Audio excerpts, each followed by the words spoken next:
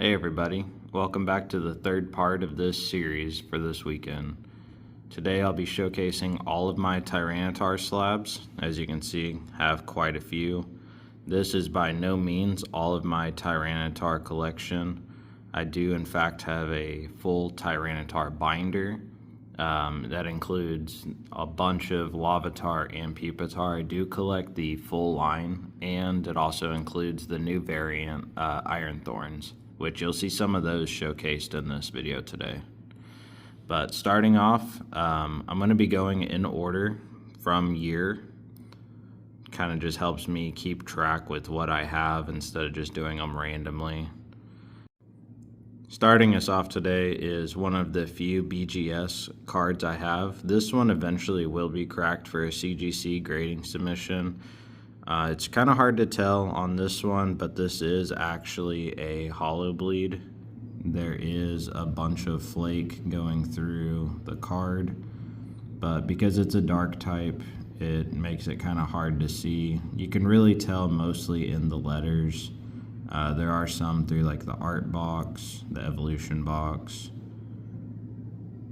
the art frame. Even tyranitar itself has bleed. This is one of the very few that I have seen like this. A buddy of mine actually showed me this listing.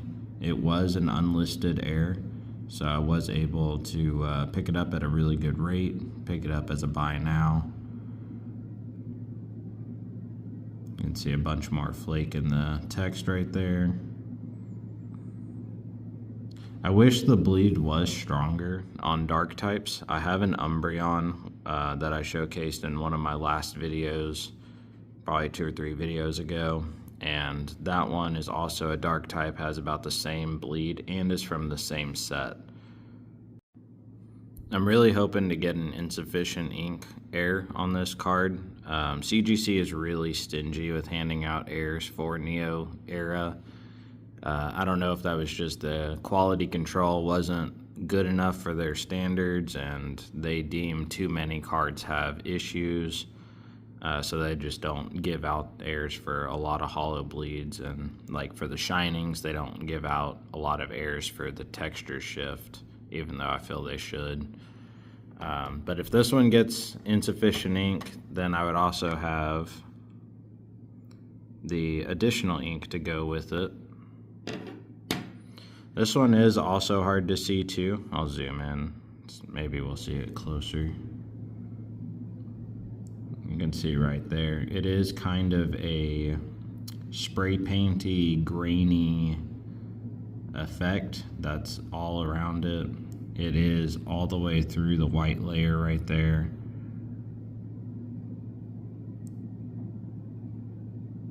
Having these side by side, you can really tell.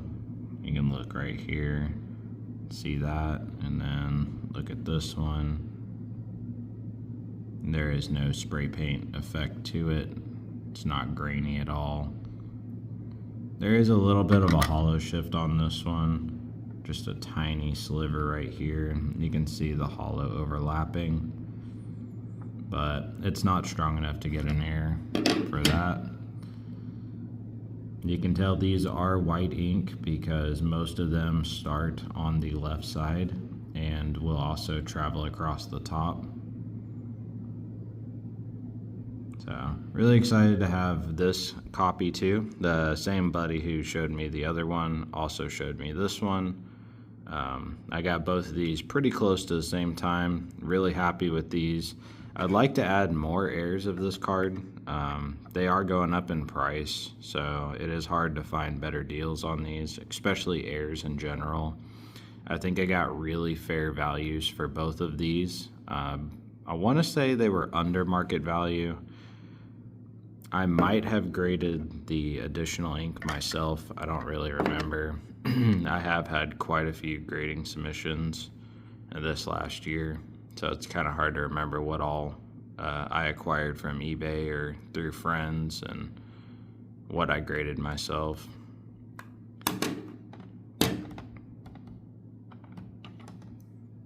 I do have a lot of pristines for these. Most of them are not WotC. I do have a lot of modern pristines even a pop one that is in here. But I got this card. Seller on eBay sent me an offer after watching for a week or so. Couldn't turn it down. It is a non-hollow, which, you know, it'd be a lot cooler if it was hollow, but pristine, first edition, can't complain. I know for most of these, especially Japanese side, the first edition is actually better grading than the unlimited. You'll see that I have the CGC first edition 10, but not the CGC unlimited 10. But can't complain with this. I would like to get more pristines. I don't know the population of this card, but I imagine it's not very high, being from 2001 and Japanese. You do get a lot nicer cards from Japan. Most of those people are taking care of their cards a lot better. But to get a pristine 10 from 2001 is really hard to do, especially on a newly graded cert. I don't believe this to be an old cert that was upgraded to the new label. That was my only Japanese copy, and this is my only English. It's also a non-hollow. I got both these about the same time as well. Most things that are really nice do come in pairs, tends to seem, so I would be overly ecstatic if I got a pristine on this artwork in English, but I'll settle for a CGC 10 right now. One thing I always notice about the CGC, or the Japanese to the English, is the border size. So you can see that naturally this border is actually skinnier than this border. And this side is actually thicker than this side. Might not be super apparent, but you can really tell after looking at them for a while in person.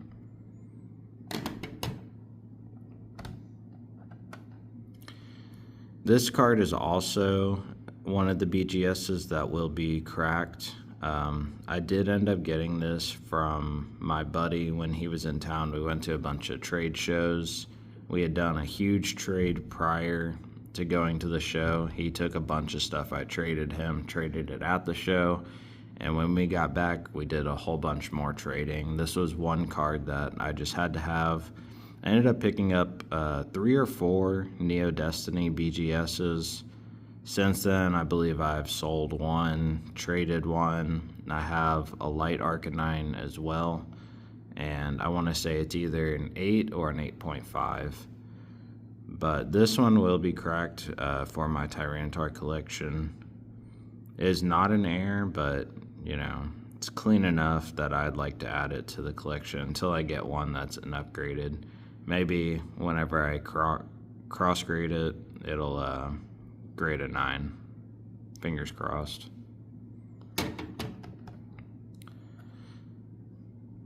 I have shown this card off as well. This is my German square cut. You can't really tell because the corners are just so chewed up, but this is actually a square cut. It is German. I got this from a really good buddy of mine who I get a bunch of my foreign language cards from. Never get enough looking at this card.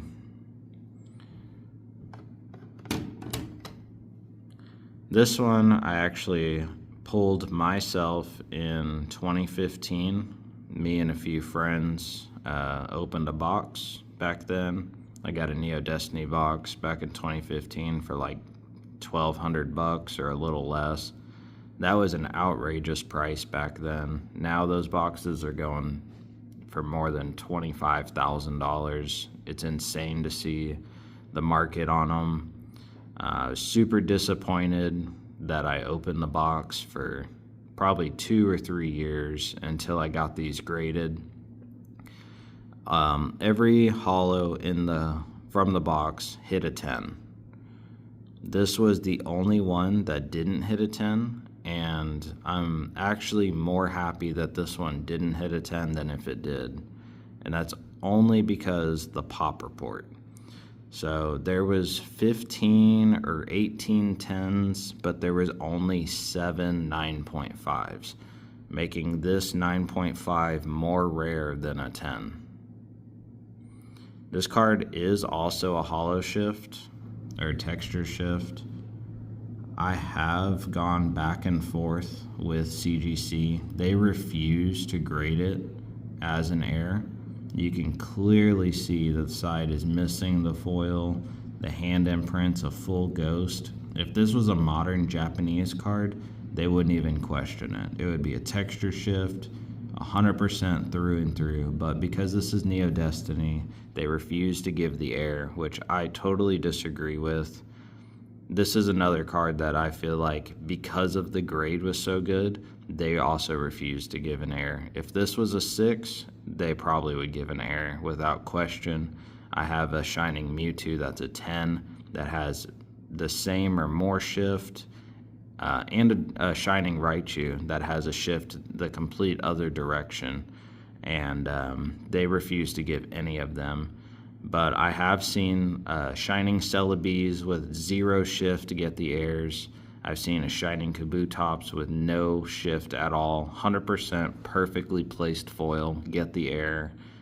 Those cards were like an 8 and a 7. They have no problem giving those airs out for those.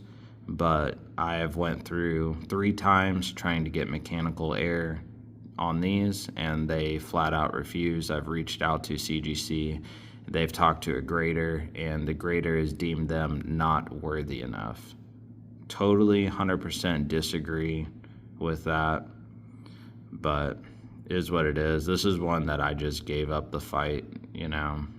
Maybe one day a real air grading company will come forward with better standards and or make a better appeal process to get stuff corrected, because the whole discretion thing is one of my big issues with CGC.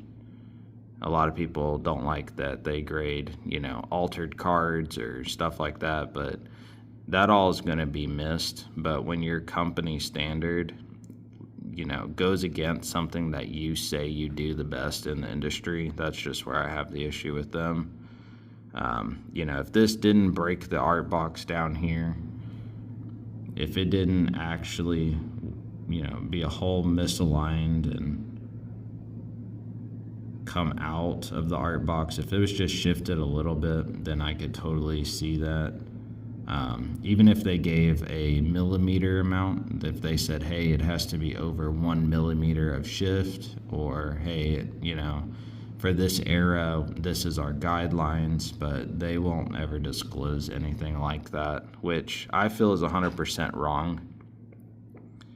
If you're going to stand by something, you should at least be able to say why you feel that way or why you grade that way. They have a section for graders' notes, and they never ever put anything in there. I did talk to somebody who worked for CGC, and they also reached out to the head grader, and it was totally denied. But maybe I'll buy the 2 copies on eBay that have no shift at all with the air, and try to fight my case after that. But then I'd be out probably close to $1,000 just to prove my case on 3 cards. But I would think that if I did get the air on this 9.5 and the 2 other 10s, that the value would hopefully double, maybe even increase more. The only other cards that are like this, that are airs that go up that much in value on these, are the incomplete foil. I do have one of those too. I didn't bring it tonight. It's sitting at my desk. But moving on, rant over. This is another, I want to say this might be a Pop 1. This was from a theme deck in Japan, and it is the non-hollow variant. They do have a speckled hollow that goes all the way across, and they also have a Cosmo foil hollow.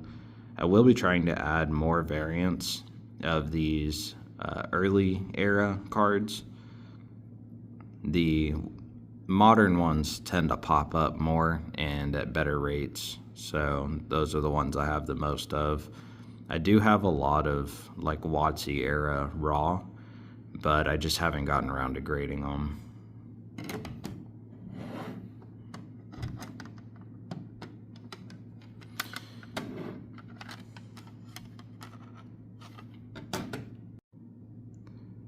This is the card I was talking about being harder to find in first edition as a 10 than unlimited. The guy that I bought these from did have a 10 available. It was a little out of my price range at the moment, only because I was picking up multiple copies. I think I got 5 tyranitar cards from him at one time. There is a little foil line going right through the middle there, which might be why this hit a 9 instead of a 10. But to make up for the unlimited 10 on the Japanese side, I actually just picked up this. This was in my first mail day video, I think at the end of my first video. Super excited to have this one. It goes so well with the others. The holo is different too, which is cool to see. Even the artwork kind of looks a little different. I don't know if it's just the colors that they use to print it. This one's more green, this one's more gray. And it's cool to see the difference in the holo borders that they used. They use silver on Japanese, they use gold, yellowish on English. These are my 2 first edition copies. These were part of the same deal with the other 2. The English one I got off eBay, but all the Japanese I got together from a buddy in the UK who also collects tyranitars. He had a bunch of extras and was able to pick up a lot of good ones.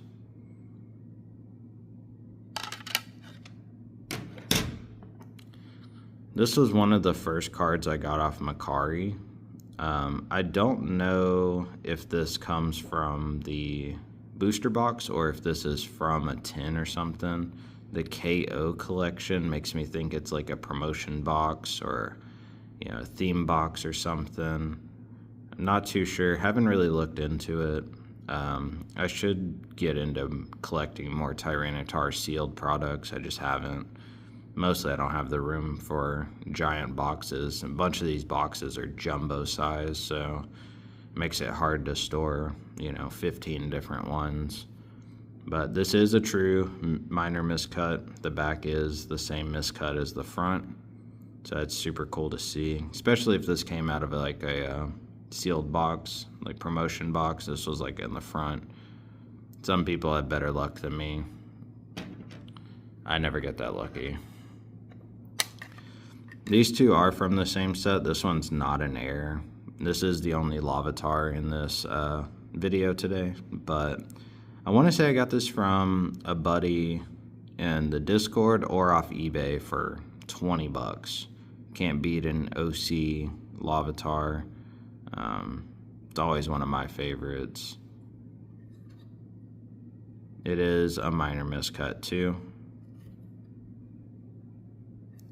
I guess they gave it the miscut grade. It is a minor miscut, not an actual miscut. That's another thing that they go back and forth on. They can't really seem to get it nailed down one way or the other, if this is just OC minor miscut or if it's an actual miscut. To me, it's a minor miscut because there's still border showed on both sides. And sometimes they go by the alignment dots. If it shows an alignment dot, then it's a miscut. But I've also seen, my buddy had a bunch of cards that he sent in that had alignment dots and they wouldn't even grade them OC. So their standards definitely fluctuate. They don't have anything to be consistent, if you ask me. I have graded almost 300 cards with them, and honestly I've had problems every single sub. The only time I don't have problems is whenever I grade through friends. Somehow some of my friends get way better luck than I do, and they get better grades. I don't know what it is, but it just seems to be the way it is for me. I do like this card because it does have hollow bleed. It is pretty common in these sets, and this hollow foil is not really the most desired. I think it was just like a basic hollow foil, just a regular rare that they used for this set. I don't think I've ever even opened Darkness Ablaze or even seen a box for it for sale or anything. This set probably came out whenever I first got back into collecting. I picked up collecting again whenever COVID outbreak really happened, so it was about all around that time, I imagine. But I went straight back into WotC side, not modern. I've only recently gotten back into modern style stuff. This is another card I got off Macari. I've actually had really good luck off there. Sellers are really good. Nobody's canceled a sell. Shipping's fast. Communication's great.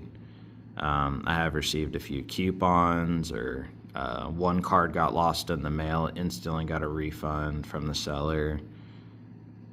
He actually told me it got lost. I didn't even know until I looked up the tracking and saw. But the thing that's really cool about this card, I don't think the original seller knew, but it actually does show a sliver of the next card. So that is pretty cool to see. This is the only Tyranitar I have that shows part of another card on it. And it is a true miscut because the side is also the same. To me also this would be a minor miscut because of the back, but I think that the front is more miscut than the back is. Going forward, all these cards will be modern. The next one is, I believe, my only perfect that I have. I don't know if I have any other perfect cards off the top of my head, but I saw this card, saw it hit all 10 subs. The perfect grade, which is not honored anymore at CGC. They got rid of that, and now the highest you can get is only a pristine. To me, this makes it look more like a perfect grade. You know, it does say perfect, but when you have 10, 10, 10, like BGS has their subgrades to the side. I don't know if their subgrades go on black labels or not. I think they might just be a black label to indicate that. But to see everything checked off as a 10 is really nice. I probably had about 100 of these cards and gave them away, didn't do anything with them. I didn't really care too much about the Pokemon Go set, but totally got absorbed into this one as soon as I saw it. Had to get it. If it wasn't a perfect, I probably wouldn't get it. Even if it was a pristine, I might pass. But got a really good deal on this one. They ended up throwing an offer and it got accepted like the next day or something like that. This is a card I have no idea what it is. I actually got this for Christmas. A family member gave this to me. They have no idea about, you know, collecting or anything like that, so it's really cool to see something that they thought I would appreciate, that they didn't have any idea of, and I don't know about this one either. I believe this is some sort of Japanese, I mean, it says playing cards, but I think this symbol represents like a number or something like that. I'll have to ask one of my Japanese friends to give me some more info on this. This is the back of it. I think all of these do look like this. I think they're all blue. A different deck might be a different color. I have seen a few of these style cards, but I have not really paid too much attention to them at all. I do like that this is a square cut card instead of being like rounded off like most traditional playing cards. Now, these two cards are the only ones that are not actually a Tyranitar card or Iron Thorns. This is the only cameo cards that I have. But if you'll notice, they're both off-center airs, and they're both off-center in the opposite direction. I want to say I got this one first, and then later on I managed to pick up this one. Had to have both of them. 8.5s, opposite directions. You can't go wrong with a pair like this. I really do like the future cards. I think I like the futures better than the ancients. Of course, I don't really like the legendary dogs that they've done, but I think for the base Pokemon like these, they absolutely nailed it. I love the futuristic Delibird. I think this one's like Volcania or something like that. Not too well versed in the moderns. I did stop after Generation 3 or 4 in the game, so didn't really pay too much attention to the newer Pokemon that came out. I think this one is Gallade's future version. I don't know if it's Gallade or Gardevoir. I'm not really too sure. I don't really even understand the future variants. It says it's a basic. If I was playing the game, it wouldn't evolve from anything. But I don't know how you would get these in like the game or anything like that. I think the last Pokemon game I played was probably Fire Red, Leaf Green. It's been that long since I've played. This is also one of the only other cards that I have that's not an actual Pokemon TCG. This is a Pokemon Center sticker. I have seen quite a few of these. There is a lot of pristines out there. I do love the cracked hollow, the cracked ice hollow. It's a really nice touch on these. This is a Terra card. It's not a Mega Evolution or anything like that. The only way I can tell is because they have these things on top of their head. This one says Ghost. I don't know if he always has a ghost on his head. I think some are crowned, some are different. Not really too sure. Mostly just collect them to look at, so sometimes I don't even understand what I'm collecting. I just think it looks cool. You can see all the foil right there. That's really nice. This card I think goes for $60 to $100, usually for a pristine 10. And this one was an auction with no bids. I want to say I got it for like 10 bucks. So 10 or 20, I can't remember. But super stoked on that. Good deal. This is my only English 10 copy of this card. This was one of the last ones I picked up, mostly because sets come out in Japan first, and then they come out in English later on, usually like a month later or something like that. So this was the last one that I picked up. It was a 10. I do want to add a pristine. I'm pretty sure there are pristines floating out there. I honestly stopped looking a while back. In my raw binder, I actually have off-centers, miscuts, I have a texture shift, I have an additional ink, an insufficient ink. I would be looking for like a crimp or something like that, or an obstruction, texture obstruction, or texture shift, like a major one. I have a minor one, the energies are barely above. But if I could get one where the attack was up here or down here, that would be a really nice one to collect. This is my only Japanese 10 that I have.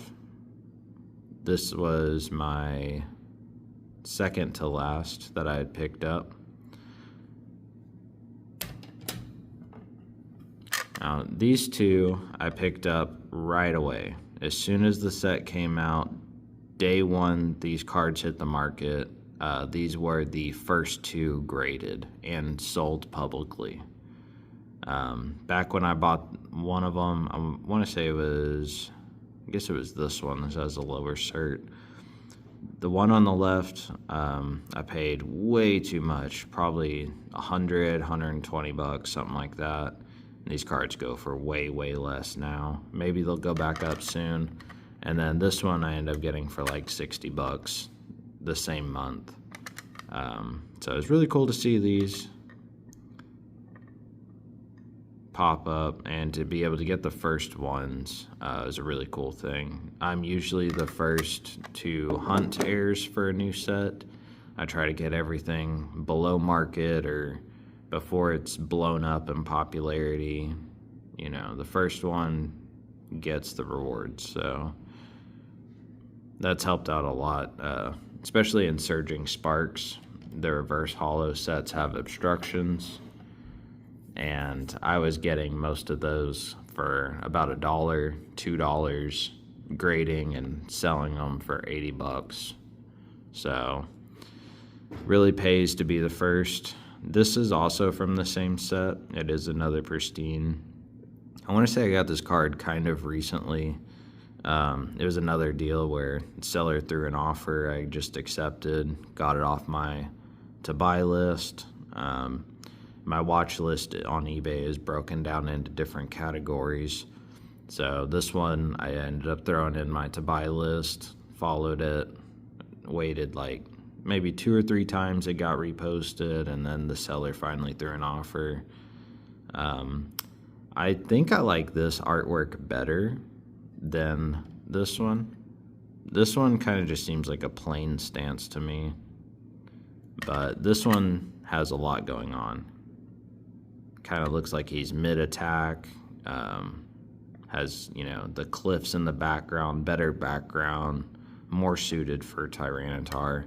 This one looks like he just Terra evolved. Maybe these sparkles are like the evolution effect that's going on with it. I will say I do like the hollow on this one better and the texture, but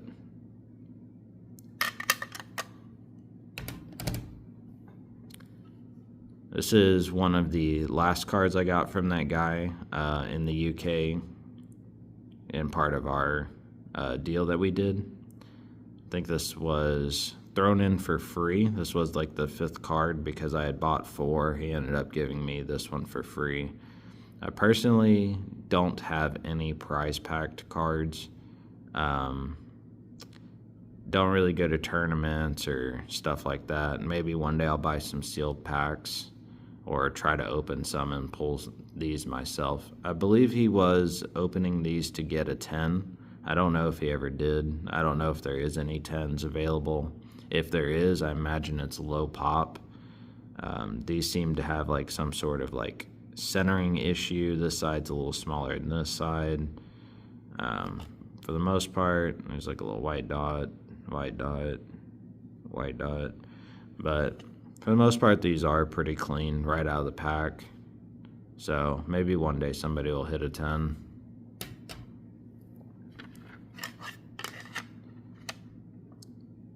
So another pristine 10 that I have. In my binder, I want to say I have maybe 3 or 4 pages, front and back, of this artwork. It's how I usually do most of my artworks for my binders, is just collect literally as many as I can fit. I got a bulk lot and just ended up filling in. I think I bought like 25 for $20. So I ended up filling in a bunch of those pages. Most of those were pretty decent condition. I don't think they'll pop a pristine 10. But this one I want to say I got from TCA Gaming too. I might not have, but I feel like that's right. I would have to go back and confirm. I always like these future styles. They have this tech board looking effect right here. It's a nice little touch that they did. I don't know if it's going to stay or even if the future cards are going to be a thing. It might just be a fad that phases out and they'll try something new soon. Who knows?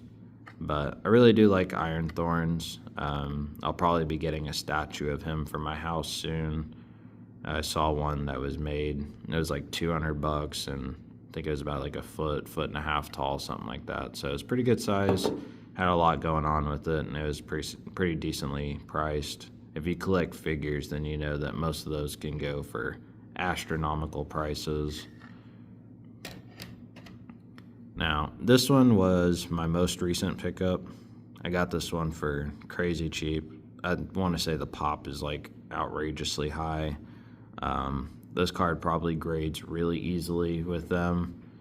And even though it's a PSA 10, I mean, there's plenty of defects on this card. Every corner has a burr on it. Doesn't seem to have any white dots, but you can see the corner's not perfect on this, but it's still got a 10, so can't complain for the price. It is also a little off-center. This is another reason I don't really care to use PSA. A lot of their 10s are not real 10s. I was talking with one of my friends recently, and we were discussing I don't know who they are, but it's a grading company, and they take slabs. Like if you have a Charizard PSA 10 base set Charizard, and you wanted to get that PSA 10 authenticated by a secondary party as a confirmed PSA 10, they put this little diamond seal thing, maybe a sticker or something right there, and that's their stamp of approval that it's certified as a PSA 10. The fact that there's companies that have to verify PSA 10s are PSA 10s is kind of ridiculous to me, but it also is a reassurance whenever you're buying like a Shadowless First Edition Charizard in auction. I know on a bunch of the bigger auction sites, they do have a bunch of those slabs with the diamond seal little stamp. So if you see a slab that has a blue diamond right here next to it, most likely it has been authenticated as a graded card. So the card has been authenticated twice, basically. They don't crack the case to do that. They basically just overlook it. I don't know how they would scan the surface or anything. I think for most part it's just measuring the centering and checking for white dots, stuff like that. They might do like a light reflection test or something like that and just look for any defects. I would think that anything on the case, whenever they scan the case, would keep them from being able to see the card's true condition. I will probably never own one of those cards in my life, as most of the ones I've seen have been over $100,000. It'd be nice to get to that level of collecting, but I don't think I ever will. My most valuable card or Pokemon product really is a red logo sealed box. I got that for like $500 back in 2015. There was like 30 or 40 on eBay at the time. I got the cheapest one, and now you can't even find them. I want to say TCA Gaming sold his for 15 grand. I'm holding out for a little bit higher price. If they hit 25, I might part with it. $25,000 is a good chunk of change for only spending $500. That's a really good, investment, even if it takes 10 years to get there, which it has been 10 years this year. So even if it took 20 years to get there, 500 into 25,000, $500 into 25,000 is a really good appreciation value. This is the last card in my Tyranitar slab collection. I will be doing a CGC sub kind of pre-showcase, guessing what the grades will be, going over a few errors, seeing kind of how many they're going to refuse to grade for me. It's always a thing with them. It's a love-hate relationship. They love to grade my cards, but they hate to give me the errors. I love graded slabs, but I hate getting cards without the errors when they are errors, so love-hate. So look forward to my next video. I'm going to be doing a poll on Facebook and Instagram. I'll leave my usernames in the description below. Follow me, and then you'll be able to cast a vote and let me know what y'all want to see. If you don't have those social medias, you can always leave a comment like, comment, subscribe, hit the notification bell.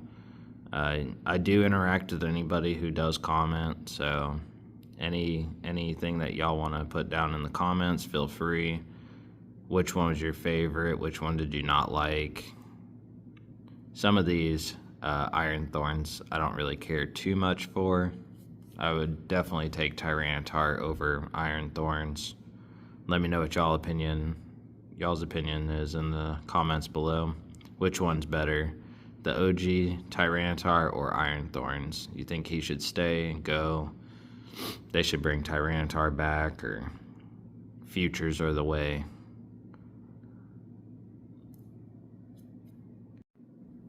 Until then, I'll see y'all next time.